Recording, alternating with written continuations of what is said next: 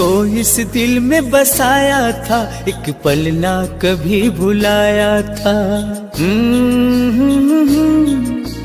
हो जिसको इस दिल में बसाया था, एक पल ना कभी भुलाया था। जिसको इस दिल में बसाया था, एक पल ना कभी भुलाया था। दिल में उसको छुपाए थे वो राज बेवफा है। दिल में उसको छुपाए थे वो राज बेवफा है।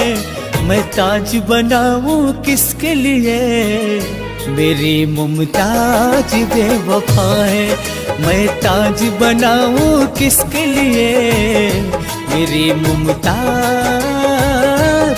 बेवफा है।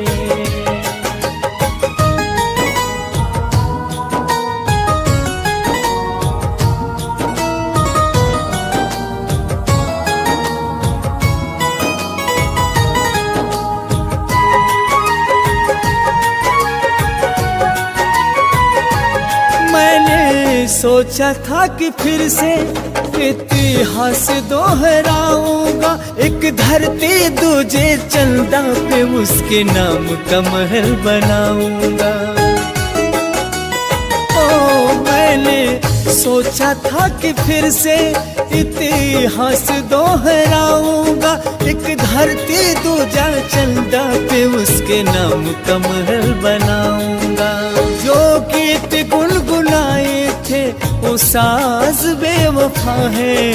जो गीत गुनगुनाए थे वो साज बेवफा है। मैं ताज बनाऊं किसके लिए, मेरी मुमताज बेवफा है। मैं ताज बनाऊं किसके लिए, मेरी मुमताज बेवफा है।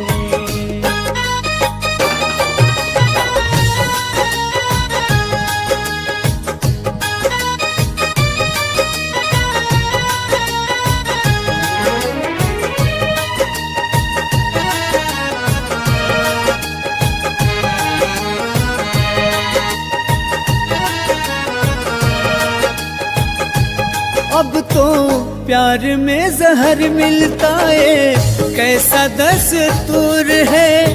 बेवफा के हाथों देखो इश्क भी मजबूर है। ओ प्यार में जहर मिलता है, कैसा दस्तूर है। बेवफा के हाथों देखो इश्क भी मजबूर।